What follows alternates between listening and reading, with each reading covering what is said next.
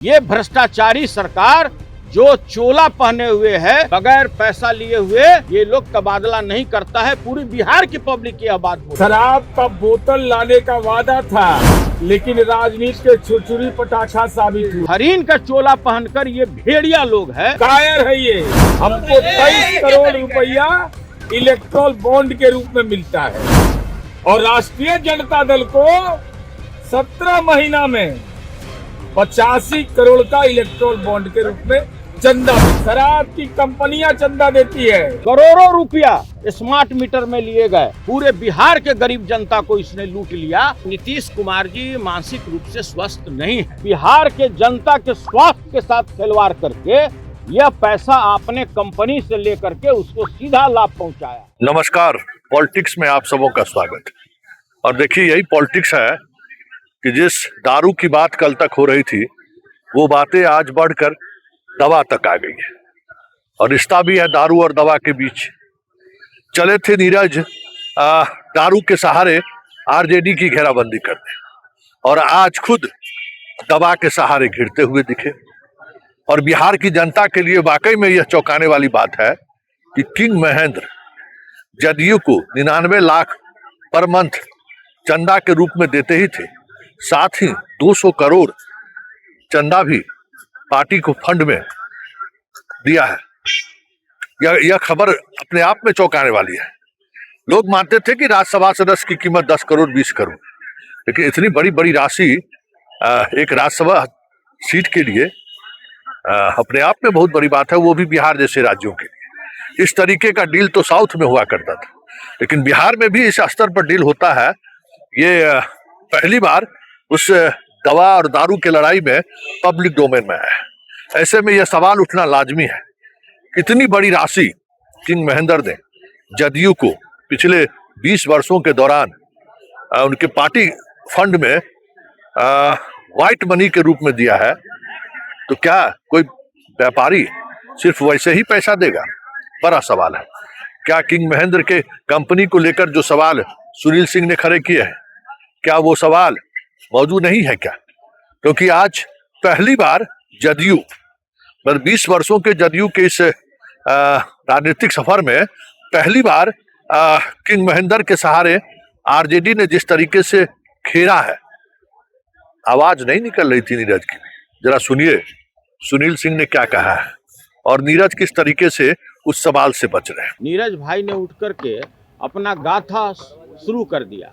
उनका एकमात्र लक्ष्य होता है कि किसी तरह से लालू परिवार के ऊपर में हम कुछ भी सदन के अंदर बोले, और उसी क्रम में उन्होंने बोलना शुरू कर दिया कि आप लोग शराब कंपनी से इलेक्ट्रॉल बॉन्ड लेते हैं। तब मैंने उठ करके बोला कि भाई, आपकी पार्टी भी प्रत्येक महीना 99 लाख रुपया किंग महेंद्र जी से 5 साल तक लेती रही।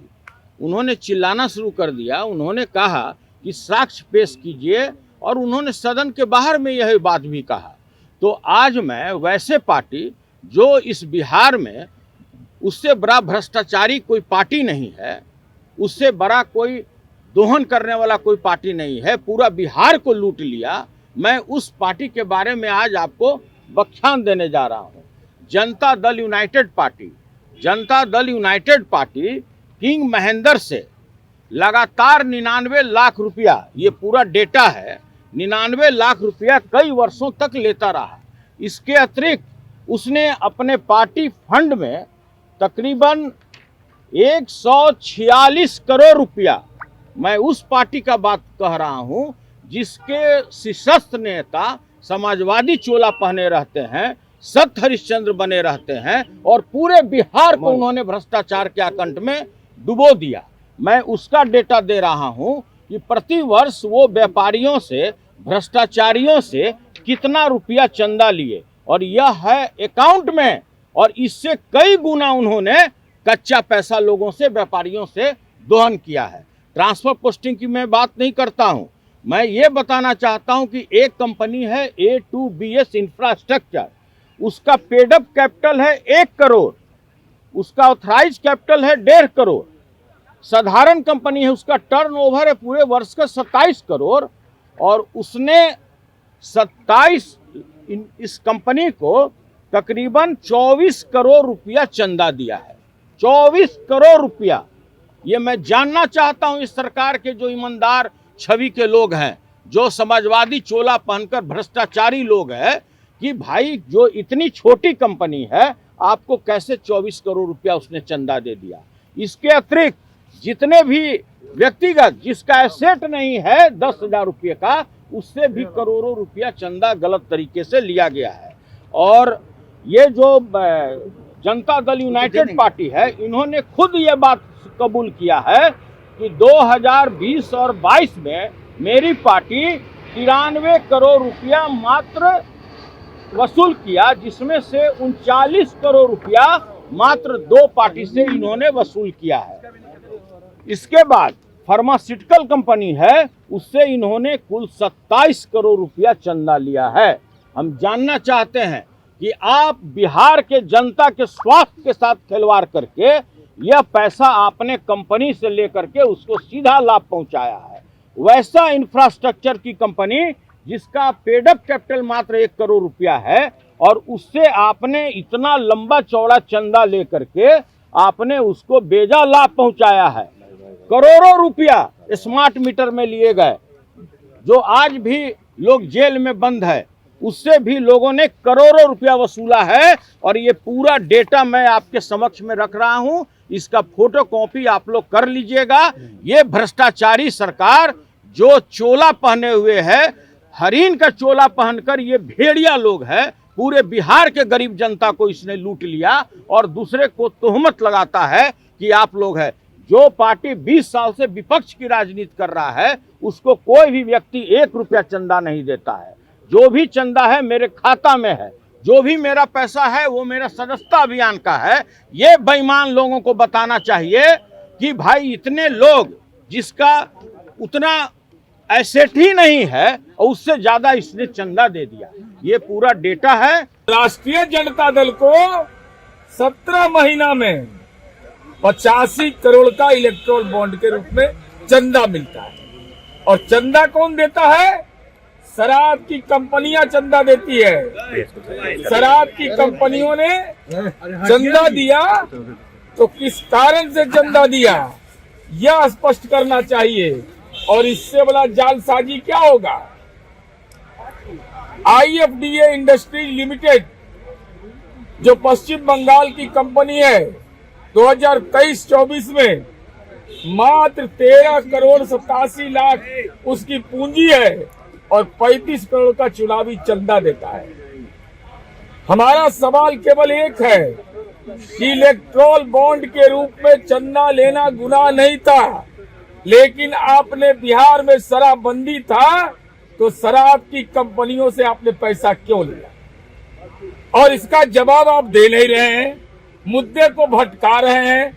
दारू का बोतल लाने का वादा किया, छुरछुरी पटाखा साबित हुए, जेल जाने से डर गए। एक्साइज एक्ट का सेक्शन 30 के तहत आप बेउर जेल की शोभा बढ़ाते।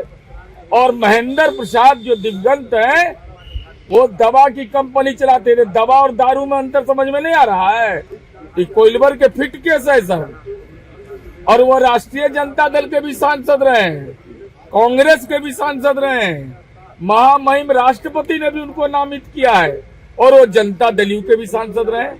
कोई चंदा देता है और उसको इलेक्ट्रोल बॉन्ड, दोनों में अंतर समझ में नहीं आ रहा है। मैं यही जानना चाहता हूं कि आखिर कौन सा वो बिजनेस था कि हमको 17 वर्ष लग गया। आप 2022 तक का डेटा देख लीजिए, हमको मिलता है 23 करोड़ और इनको मात्र 17 महीना रहते हैं शासन काल में, तब 85 करोड़ का इलेक्ट्रोल बॉन्ड का चंदा इनको मिल जाता है। वो भी शराब की कंपनियों से आपने क्यों लिया? क्या बेटियों का सुहाग उजाड़ने का राजनीतिक ठेका ले रखा है? या शराब कंपनियों से पैसा लेने की अनुमति क्या लालू यादव ने दिया था? क्या तेजस्वी यादव ने दिया था? इसीलिए आप शराबबंदी पर सवाल खड़ा करते हैं। एक सवाल है, उन्होंने कहा है कि दारू का बोतल लाएंगे अगर आप लोग, प्रशासन वाले जो तैनात है उनका नौकरी खतरे में पड़ जाएंगे। भाग गए। अरे हिम्मत है तो कलेजा में बोलते ना कि हम दारू का बोतल लाएंगे, वो तो तब बोले जब हमने कहा कि एक्साइज एक्ट का सेक्शन 30 जिसमें 5 वर्ष से 10 वर्ष का कारावास है, तो कलेजा में दम नहीं हुआ शराब का बोतल लाने का। 200 ट्रक शराब आ जाएगा, 200 ट्रक आया हुआ है। अगर अरे का ये एकादशी दिन असत्य बोल रहे थे, कम से कम एकादशी दिन तो सही बोलते। बोलना है और करना दोनों में अंतर होता है। तो आज करके दिखाते ना, आज अंतिम दिन सत्र का था, तो आज आपने करके दिखाया नहीं तो अपने वादे से मुकर जाते हैं, आप अपने मुद्दे पर कायम नहीं रहते हैं। इसलिए मान्यवर चरवाहा विद्यालय के राजनीतिक ट्रेनिंग में आप अपनी जिम्मेवारी कबूल कर लीजिए। अब महुआ बाग में और कौटिल्य नगर में घर बनवाइए। कहाँ आप लालू जी के और तेजस्वी यादव के पाप पे शामिल हो रहे हैं? नीरज जी, लेकिन सवाल शराब पे तो बीजेपी भी उठा रही है, आरएलएम उठा रही है, तो कैसे? भाई आप पहले मुद्दे पर आइए। शराबबंदी पर सरकार क्या इस पर करेगी विचार? अरे इस संबंध में माननीय विजय चौधरी जी ने स्पष्ट कह दिया, शराबबंदी कानून की व्याख्या भी कर दी। और आदरणीय नरेंद्र मोदी जी देश के आदरणीय प्रधानमंत्री हैं, स्मरण शक्ति लोगों का छिन्न होता जा रहा है। जब महागठबंधन की सरकार थी, गांधी मैदान की सार्वजनिक 350वां प्रकाशोत्सव में कहा था कि माननीय नीतीश कुमार जी ने साहसिक फैसला लिया है और यह केवल सरकार का काम नहीं है नियंत्रण करना, बल्कि तमाम दल संगठनों को सहयोग करना चाहिए। लेकिन शराब का बोतल आज नजर नहीं आया, इसकी पीड़ा मुझे जरूर। तो आपने सुना, दोनों की बात सुनी। यही सवाल है कि आज पहली बार जदयू मतलब लालू परिवार पर जिस तरीके से हमलावर रहते हैं नीरज, आज नीरज निरुत्तर दिख रहे थे। वो बार बार बात को टाल रहे थे और उन बातों से अपने आप को अलग हटाने की कोशिश कर रहे थे जो सवाल सुनील सिंह ने खड़ी किया। ऐसे में यह सवाल उठना लाजमी है कि दारू और दवा की इस लड़ाई में यह कह सकते हैं कि सभी नंगे हैं।